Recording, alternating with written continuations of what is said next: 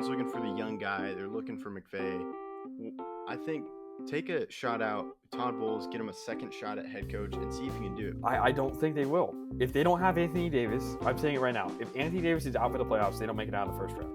It's crazy. And our kids will know how great Tom Brady is because he's going to be playing.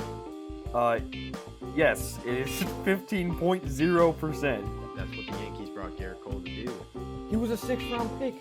This is a fairy tale story that's being written in front of our eyes. People like to call them their JV team, and they just stole one of their better players. They didn't struggle against the Padres. The Padres didn't really put up a fight in most of the games. Jerry Jones, hope you're listening. Hi, I'm Landon Bowe, and you're listening to Outsiders Opinions with Kevin and Austin.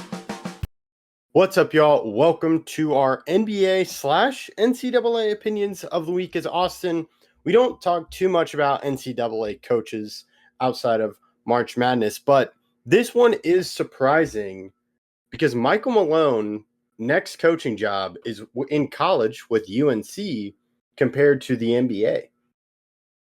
Yeah, there is a surprising development, and I think the major question to ask in the title of this video really is, will his NBA success transfer over to college? We've seen guys like Billy Donovan make the turn from NCAA, where he won 2 championships with Florida, moved on to the NBA, and he's had some success in the NBA. He's made the playoffs a couple times, but he's obviously not won a championship.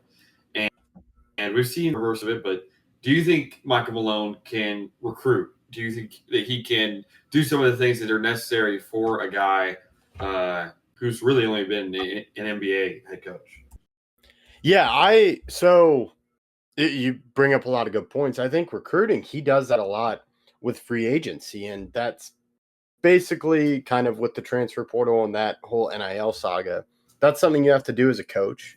So to me, that's something easily transferable. But I am interested in just how he rebuilds a program.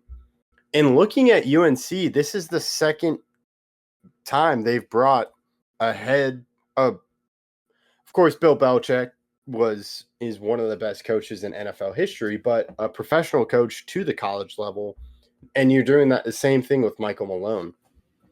So that to me that shows an identity they're trying to build of, in this world of college sports where it's looking like the pros, what can a professional coach do that has had success do at the college level? Yeah, and for UNC, that's win a title. So UNC, it's title or bust. I think that's why Hubert Davis was fired. He'd made the tournament a couple times, and he'd also made a national championship in his first year, but he hadn't won a national championship and not shown kind of the buildup that's necessary to show that he was close to winning a national championship. So I really do wonder if this is going to work. I think that Malone is a talented head coach. I think that he'll be able to teach his guys a lot about the next level and help get Tar Heels to the league and help them be league prepared. But winning titles is a whole different thing, and I think that's more of a wait and see kind of development. Yes, and I agree with you. You have to win a title with UNC and be that type of contender, because Hubert Davis did well at the beginning. And then I think, and also this year they had great guys. They had one of the future, could argue, number 1 overall pick this year. So UNC already has that type of recruitment for players. It's now just getting the coach that can maximize that for 1 year. And I really want to know how Michael Malone approaches this. Does he approach it like, okay, I'm going to get you ready for the NBA, or this is going to be a great team? I think it has to be a balance of both, because guys like Darius Acuff with Calipari hasn't won a title in a while. He did have the 14-15 season where they almost went undefeated, but he hasn't won a title since 11-12, and that's really his only I believe that's his only title win. But people go there like Acuff because of how many people he's gotten into the league. So I could see Malone taking that route, but you have to win a title still to be at the University of North Carolina. He coached as an assistant at Oakland University, which is in Michigan, and then he did the same thing at Providence as an assistant, and same thing as assistant at Manhattan. So he had been coaches or assistants at the college level before, but not at major universities. He then followed up by a Knicks, Cavs, Hornets, and Warriors assistant, and then was the Kings head coach, and then Nuggets head coach, obviously, where he did win an NBA Finals with Jokic in 2023. But I think this is going to. I think the NBA and NCAA is a lot different. The hoops are a lot different, and the way people play is a lot different. And also, these guys are younger. You're not going to have a guy as mature that you would be seeing most of your guys be in the NBA. You make a great point, and it is difficult. This is a good – I like the try from UNC to try something different and to have success when they're trying to win a championship. I am curious, why did Malone choose this job? Because to me, that shows he wasn't getting a lot of offers at the NBA head coaching market, which to me surprises me because of the success he had with Denver. And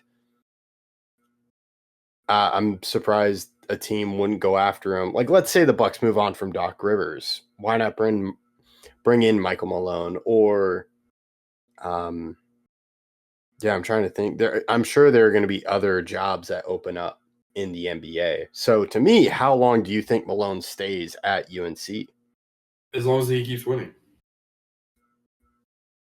You wouldn't think he moved if, like, No. let's say UNC is an NBA level job. Okay.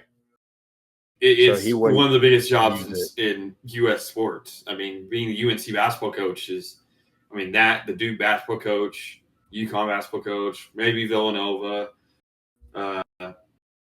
There's universities out there that this is an NBA job, and these guys want to win, and the fans are always going to be huge there. So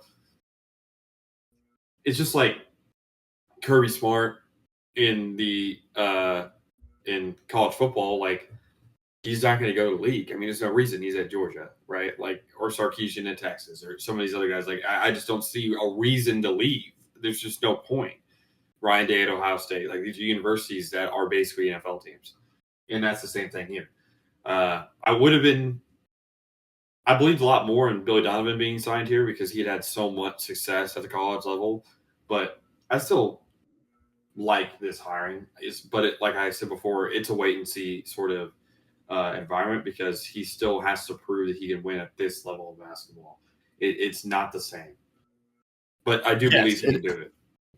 It is not the same, and I'm interested to see what he does. And you make a good point about UNC and that type of job compared to a professional job.